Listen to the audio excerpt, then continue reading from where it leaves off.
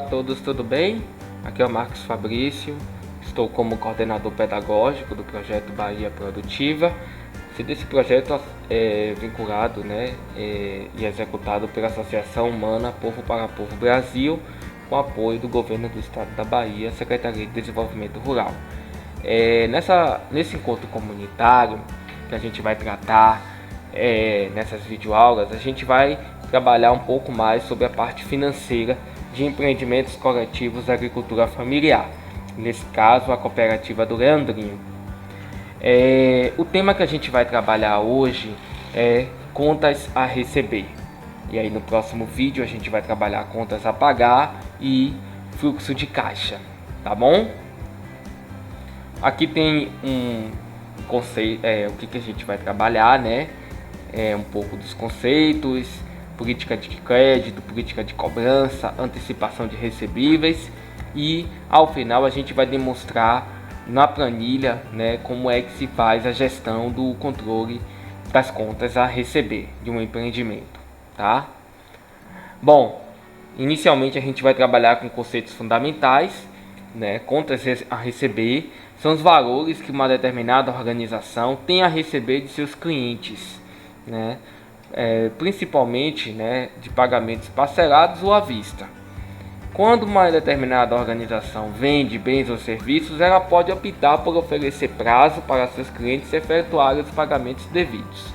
E aí tem uma série de políticas que podem ser adotadas, a política de crédito, quando você concede desconto numa compra de um bem ou serviço. E aí, claro, também quando você tem uma política de crédito, você precisa ter uma política de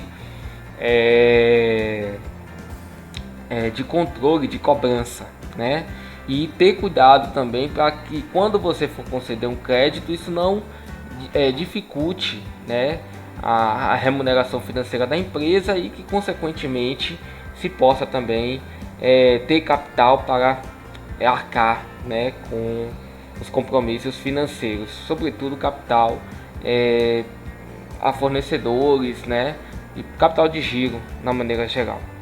A gestão de contas a receber é projetado para controlar os recebimentos da organização durante o mês ou período, tá? Quando a gente trabalha planilha, Excel, a gente vai perceber que isso é uma questão que a gente vai desenvolver no momento em que a gente for pensar a dinâmica organizativa do empreendimento, A gente sempre fala fluxo de caixa, gestão, de contas a pagar e receber, está muito integrado, está de uma maneira muito integrada do ponto de vista da gestão financeira, que a gente recomenda que use planilha ou sistema, Aí vai depender da dinâmica organizativa do empreendimento.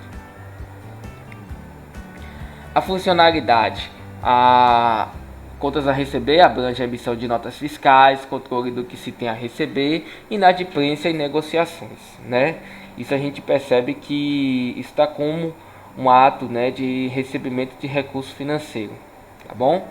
A origem dos valores a receber, então, tá na vendas a prazo e na vendas à vista.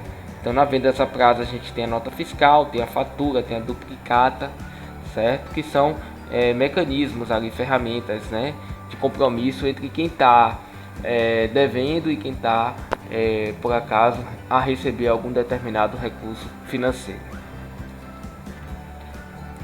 Qual é a importância do controle das contas a receber? Primeiro é você conhecer os clientes que pagam em dia, e é importante que a gente mantenha esses clientes como ativos, porque se eles pagam em dia, é uma garantia que a gente vai ter o caixa, o recebimento financeiro ativo, daquele compromisso. Então é importante a gente manter os ativos. Isso também permite que a gente faça uma análise dos valores a receber e dos inadimplentes, o percentual, Obviamente que quando a gente tem um empreendimento que ele está muito local, o controle disso, o nível de inadimplência é menor do que quando a gente tem um empreendimento que está mais distante e os seus clientes estão mais distantes, Mas hoje, com a tecnologia, com toda a parte de relação, essa conta da inadimplência é um pouco assim, é bem menor, do que quando você tem o nível de inadimplência quando é algo mais corriqueiro, né, do ponto de vista da organização.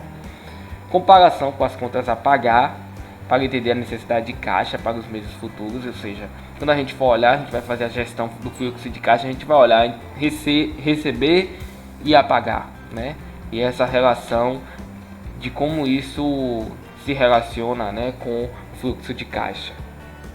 Programação das cobranças também faz com que a gente faça a gestão dessas cobranças. Antecipação em momentos de crise, por exemplo, se a gente permite um pagamento com antecipa um recebimento, né? Então, claro que a gente vai ter que ver o impacto disso no fluxo de caixa, porque quando a gente permite isso, a gente vai ter um desconto, né? Que é um desconto daquele valor originalmente que a gente ia receber. Então, a gente precisa ter esse cuidado. Com relação à gestão de crédito, né? Principalmente quando a gente fala de contas a receber, né? Dentro da política de crédito, ela trata muito com relação aos prazos, seleção de clientes e limites de crédito, principalmente quando for uma venda, né, de um bem ou serviço. A importância dessa questão da gestão de crédito está muito relacionada à alavancagem de vendas, principalmente quando a gente concede descontos, que geralmente, se a gente trabalha muito atrelado à questão do marketing, né, e o preço de venda com desconto, isso acaba atraindo o consumidor, né, no consumo de um determinado bem ou serviço. Então isso acaba também, a gente acaba tendo um processo concorrencial, né, com relação a bens e serviços, uma coisa mais atrativa. Só que a gente obviamente precisa ter cuidado com relação à gestão financeira, né? Então essa questão do casamento entre marketing, comercialização e a questão do controle financeiro precisa estar bem casado para que não haja um desequilíbrio no fluxo de caixa, tá bom? Então há essa influência do fluxo de caixa e os investimentos para a necessidade do capital de giro, principalmente quando a gente vai fazer o processo de pagamento, né, de fornecedores e outras despesas que surjam ali na dinâmica do empreendimento. Então a gente precisa ter esse equilíbrio, né, e esse diálogo constante entre o processo da comercialização e da concessão do desconto com a política de vendas, né, e o controle financeiro. Então, assim, a gente traz como destaque que a política de crédito impulsionará os níveis de vendas, com certeza, mas também pode trazer aumentos de despesas e problemas para recebimento, porque às vezes a gente parcela ou parcelamento de dívida, né, de uma compra, por exemplo, você não vai receber no momento, você vai receber a posteriori e parcelado. Então, às vezes você precisa do recurso financeiro em caixa para pagar o fornecedor. Então, isso precisa ter um pouco de equilíbrio nesse sentido. Os prazos dilatados exigirão aporte de capital de giro para honrar compromissos com fornecedores, principalmente. Aqui tem um pouco da política de crédito, né, como é que funciona, né, graficamente. A gente tem o caixa, né, que é onde se concentra o recurso financeiro, né, para pagamento mais imediato. Você tem um fornecedor, pagamento fornecedor, que esse fornecedor, por exemplo, gera estoque, e esse estoque a gente vai transformar em produtos, né, ou serviços, e comercializar, vender, né. Dessa venda a gente vai emitir duplicatas, ou seja, uma previsão de receita futura que vai ser efetivada o pagamento, que consequentemente esse recurso financeiro volta para o caixa da organização. Então percebe-se que isso é um ciclo, né? Então a gente tem vendas a prazo, vendas à vista, e isso também é um processo cíclico, né? Que posteriormente vai gerar novas demandas, que a gente vai precisar pagar os fornecedores, que vão gerar matéria-prima para a nossa produção e que consequentemente vai ser transformada e comercializada novamente. Então isso tudo é um ciclo. Com relação à política de crédito, a gente precisa analisar 3 elementos essenciais. Primeiro, volume de venda, certo? Ou seja, a quantidade de produtos ou serviços a serem comercializados. Os investimentos que vão ser feitos com relação a receber, né, no futuro, e o percentual de devedores. Obviamente, como a gente falou, a inadimplência, isso vai depender muito do sistema de gerenciamento das cobranças, né, da empresa, da cooperativa, do empreendimento, tá? Então isso precisa caminhar muito junto. Crédito e cobrança caminham normalmente num sistema, numa gestão financeira de maneira muito conjunta, tá? E não se pode deixar um fio solto na meada. Aqui tem uns critérios de concessão de crédito, né? O que seria crédito? Na verdade, poderia se pensar como desconto, tá? Então, como é que você faz essa política de concessão? Você traz, normalmente trazido 6, né? 5 condicionantes. Primeiro, o caráter.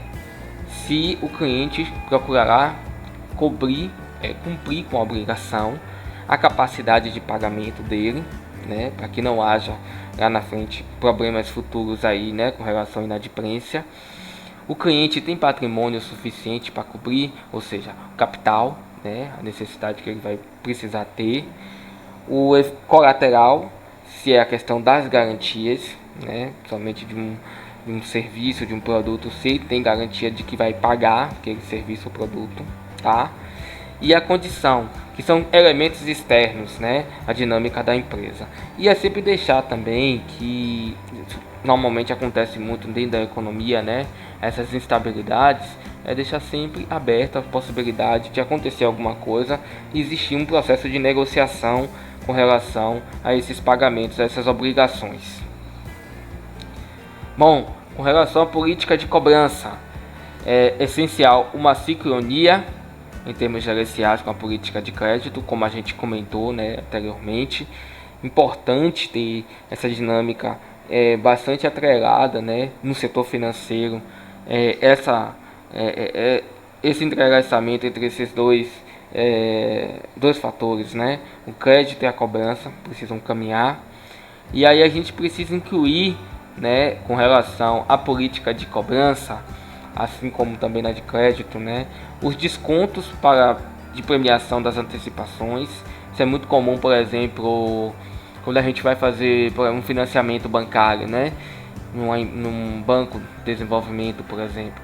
Às vezes, se você paga antecipado, você tem desconto, né, nos juros. Então é importante porque acaba estimulando, né, até o pagamento na data correta daquele valor. Se você antecipa, consequentemente também você tem a possibilidade de ter um desconto maior, né? Então isso acaba pesando bastante aí, né, na decisão de investimento.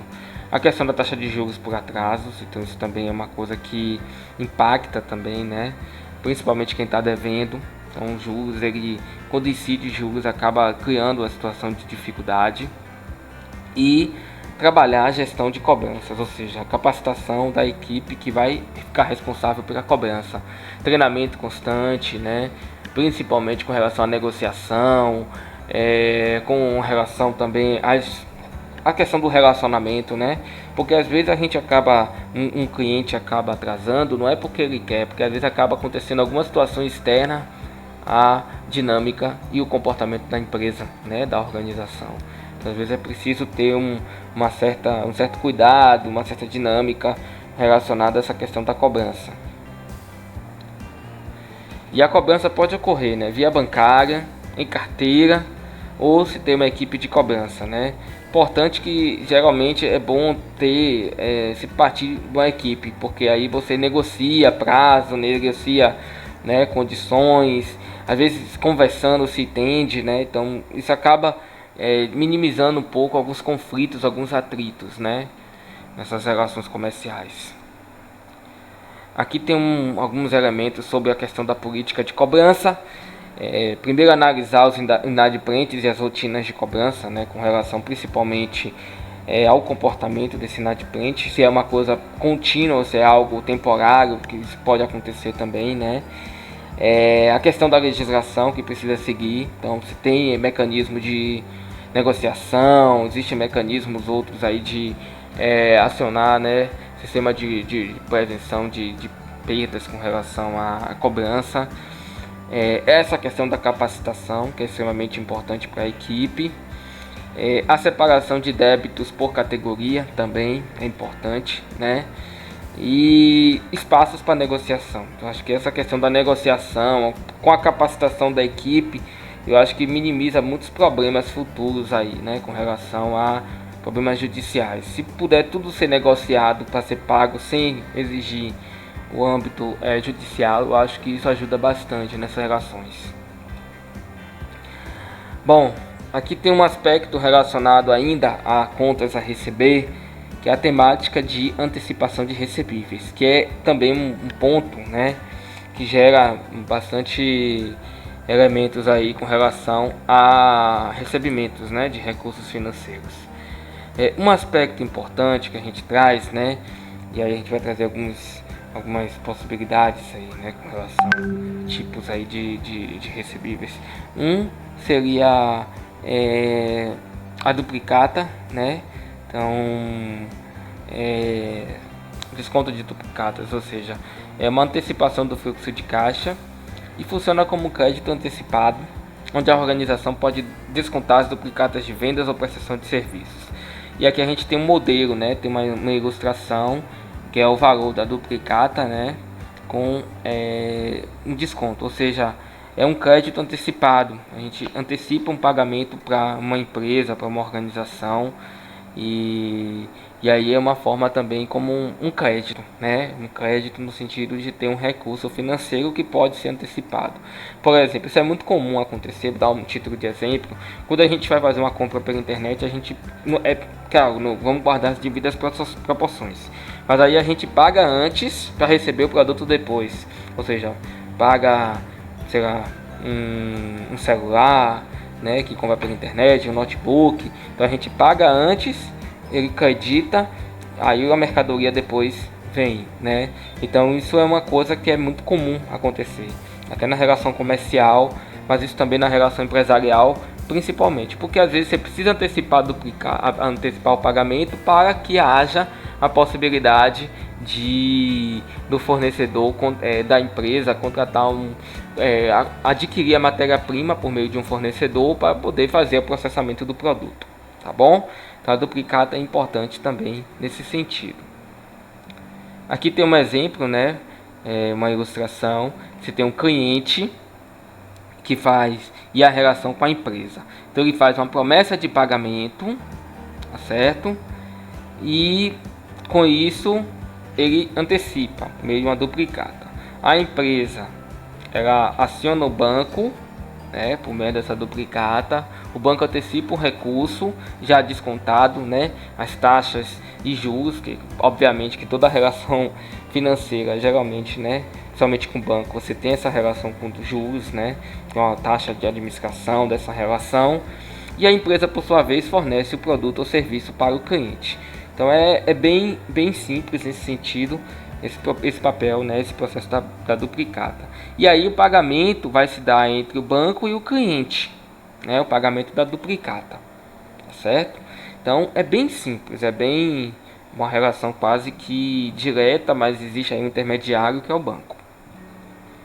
Um outro ponto também que a gente tem como recebíveis é nota promissória. A nota promissória é um documento que constitui uma promessa de pagamento, ou seja, valores altos que normalmente a gente está devendo, né, um bem ou um serviço que está sendo prestado. A pessoa emite, né, que é conhecida como subscritor, ele compromete-se a pagar uma segunda pessoa, o tomador, o beneficiário, certa quantia de dinheiro num determinado prazo. Ou seja, eu estou devendo uma pessoa, né? Então eu emito uma nota dizendo assim, ó, eu vou te pagar uma nota promissória, você está dizendo promissória, né? Promessa de pagamento, ou seja, você vai pagar, aí você emite uma nota que aquilo ali é como se fosse um comprovante de que você vai pagar num determinado período, tá certo? E aí essa relação se estabelece com prazo, quando cede você faz o pagamento. Aí aqui geralmente, aqui também tem um outro exemplo, né? Você paga um cheque, aqui promissória, né? E depois você também tem o desconto de cheque, que é o mais comum, né? Você paga com cheque pré-datado para um profissional, esse profissional repassa para o banco na data prevista, né, para compensar, e aí o banco repassa para ele o recurso financeiro daquela transação, né, já com descontos, com juros também.